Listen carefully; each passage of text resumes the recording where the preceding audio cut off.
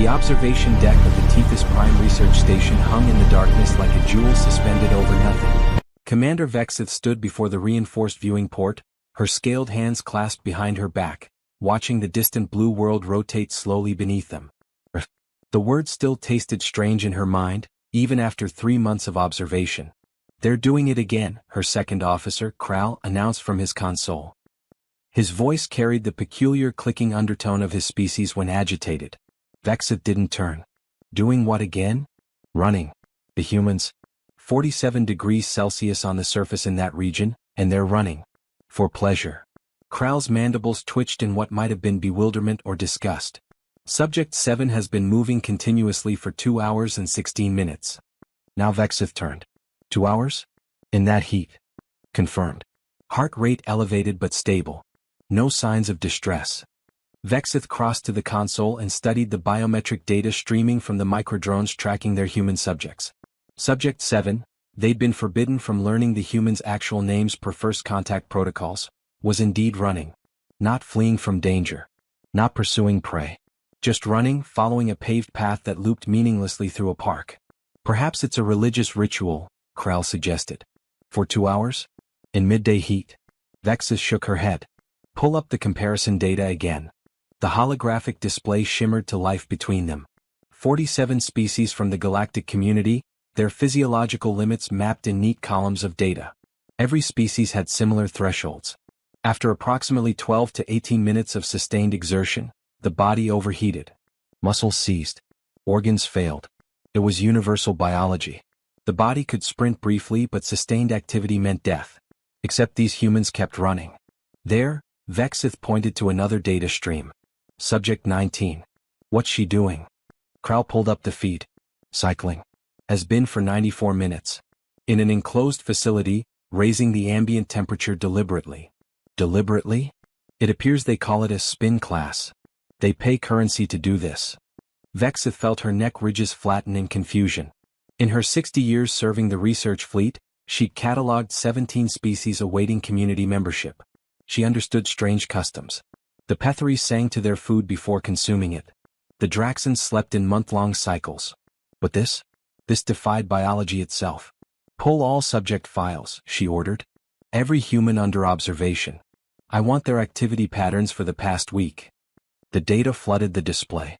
Subject after subject, engaged in what the humans called exercise. Running, cycling, swimming, lifting heavy objects repeatedly, climbing stairs that led nowhere. And the truly baffling part, they were smiling, laughing. Their stress hormones were low.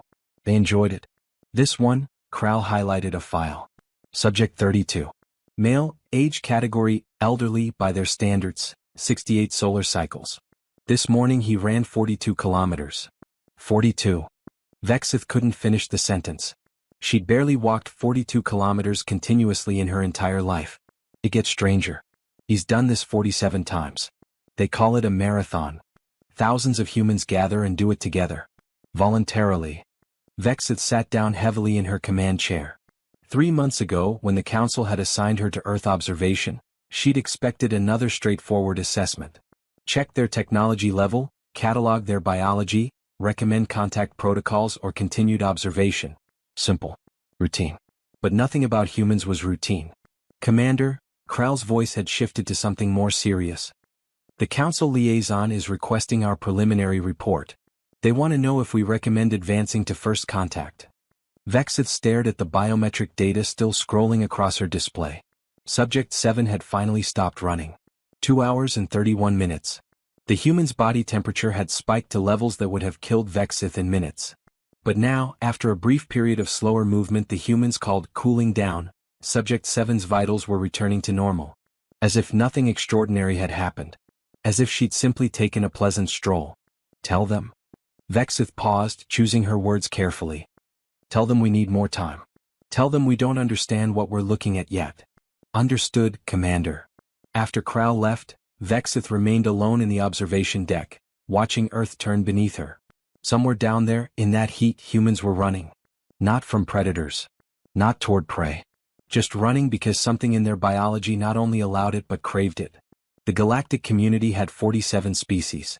Thousands of worlds. Millions of years of collective wisdom. And none of them could run for 2 hours. What kind of species had they found? The emergency session convened 16 hours after Vexith submitted her request for extended observation.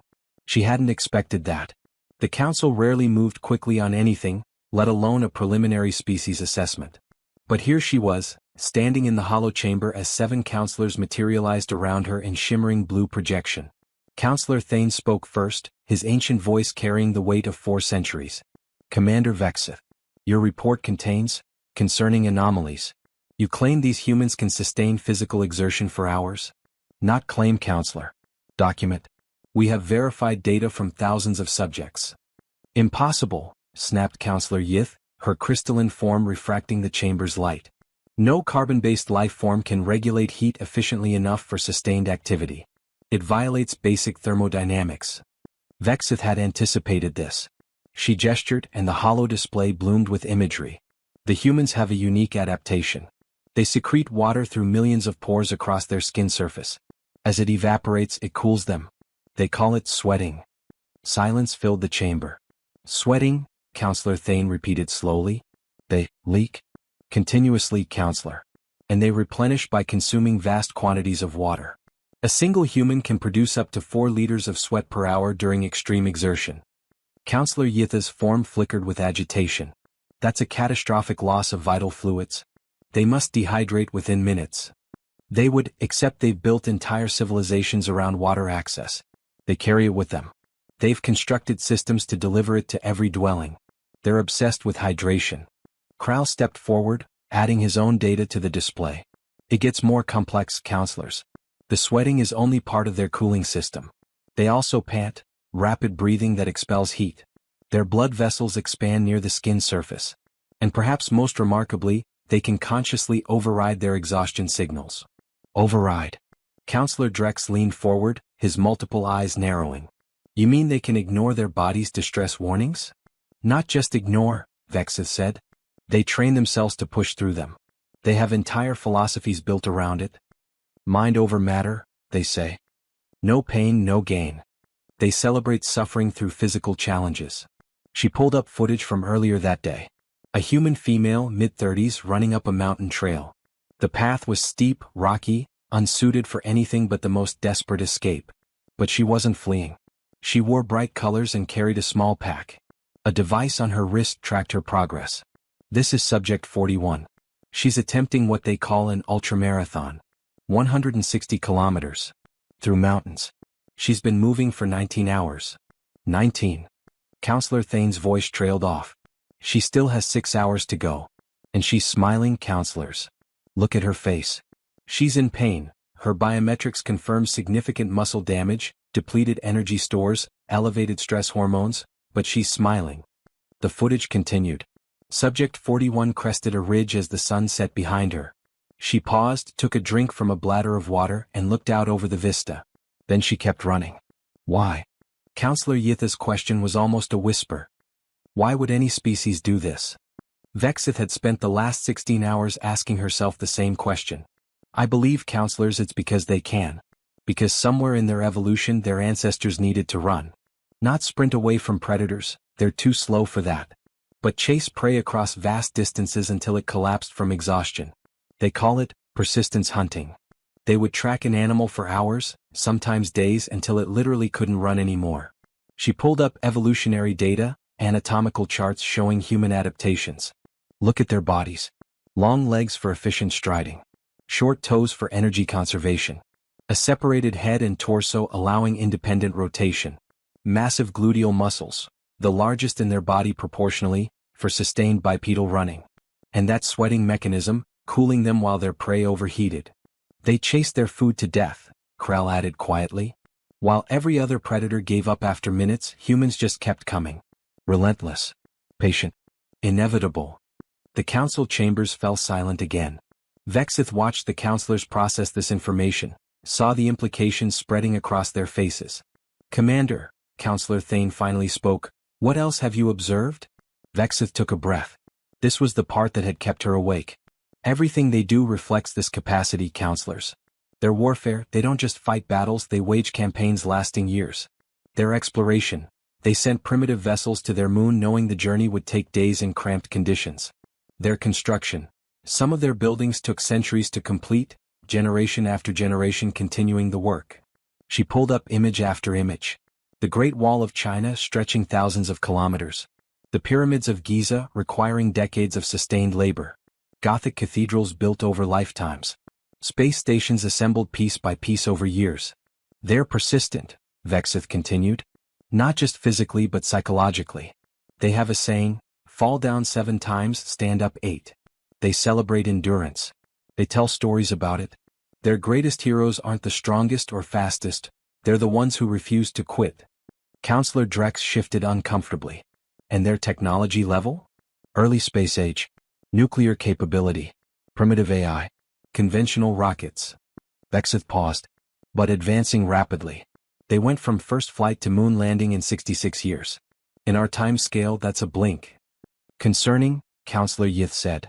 A species this persistent, this stubborn, with developing technology, is exactly the kind of species we need in the community, Counselor Thane interrupted. Or exactly the kind we need to carefully guide. Vexith met his gaze through the hologram. There's one more thing, counselors. They're not just persistent in survival. They're persistent in compassion. When one of their runners falls, others stop to help. They carry injured strangers to safety. They've built global systems to share resources with populations they'll never meet. She showed footage of a marathon, thousands of humans running together. One stumbled, exhausted. Immediately, 3 others stopped, helped him up, walked with him to the medical station. They choose to help, Vexith said softly. Even when it cost them their goal. Even when it hurts. The council fell silent once more, and Vexith knew they were all thinking the same thing she had been thinking for hours. The galaxy had never encountered a species quite like this. The decision came 3 days later, and it wasn't what Vexith expected. First Contact Protocol Epsilon, Counselor Thane announced through the secured channel. You are authorized to proceed with limited, controlled introduction. Vexith felt her neck ridges rise in surprise. Counselor, respectfully, we've only observed them for 3 months. Standard protocol requires a minimum of 2 years before. Standard protocol, Thane interrupted gently, applies to standard species. The Council has reviewed your data extensively, Commander. We've concluded that waiting serves no purpose. These humans will reach interstellar capability within a generation, perhaps sooner. Better we make contact on our terms, while we can still guide the interaction. Vexith understood the unspoken concern. A species this persistent, left alone, would eventually come looking for neighbors. Better to be the ones who knocked on their door first. Understood, Counselor. What are my parameters? Single human. Isolated location. Someone who represents their persistence trait, but also their collaborative nature. And Commander? Choose carefully. This individual will be humanity's first impression of us, and ours of them. The channel closed, leaving Vexith staring at the data streams from Earth. 10 billion humans. How did one choose? She spent the next day reviewing files, searching for the right combination of traits. Finally, she found her candidate, Dr. Sarah Chin, age 43, emergency physician and amateur ultramarathon runner. The medical background suggested intelligence and problem-solving skills. The running history demonstrated the persistence trait. But what caught Vexith's attention was a small notation in her file. Dr. Chin volunteered at a refugee clinic on her off days, treating patients regardless of ability to pay. Persistent in helping others. Perfect. The landing site was a remote section of trail in the Rocky Mountains where Dr. Chin regularly trained. Vexith waited until the human was 20 kilometers into her run, far from other people, her mind likely settled into that meditative state long-distance runners achieved. The small shuttle descended silently, landing on the trail 30 meters ahead. Vexith emerged alone as planned. First Contact protocols insisted on minimal intimidation, one being meeting one being. Dr. Chin stopped running. To her credit, she didn't scream or flee. She stood there, breathing hard from her exertion, sweat glistening on her brown skin, and stared. Vexith raised her empty hands, palms forward, in what her research suggested was a universal human gesture of non-aggression. Dr. Sarah Chin. My name is Commander Vexith. I mean you no harm. I am from elsewhere. I would like to talk if you're willing. The human's chest rose and fell rapidly. Not from fear, Vexith's scanner indicated, but from the lingering effects of her run. Her heart rate was elevated but steady. Her stress hormones were surprisingly low. Elsewhere, Dr. Chin finally said, her voice hoarse from exertion and altitude. Like, space elsewhere? Yes. Dr. Chin looked at the shuttle, then back at Vexith, then down at herself. I'm covered in sweat, haven't showered, and I'm meeting aliens. She laughed, actually laughed. Of course this would happen 20 kilometers from my car. Vexith felt her neck ridges relax slightly. Humor. Under stress, humor. Another interesting trait. I apologize for the timing, Vexith said. But we've been observing your species for 3 months. I needed to meet someone who represents humanity's most remarkable characteristic. Which is? You don't stop. Dr. Chin tilted her head, wiping sweat from her forehead with her forearm. You've been watching us for 3 months and that's what you noticed? That we're stubborn? Not stubborn. Persistent. It's different. Vexith gestured toward a flat rock beside the trail. May we sit? I promise I have no intention of harming or abducting you. You'll be home by dinner. Dr. Chin considered this for a moment, then shrugged and sat on the rock. Vexith joined her, keeping a respectful distance. We've studied 47 species, Vexith began. All of them have limits. Physical, psychological, cultural.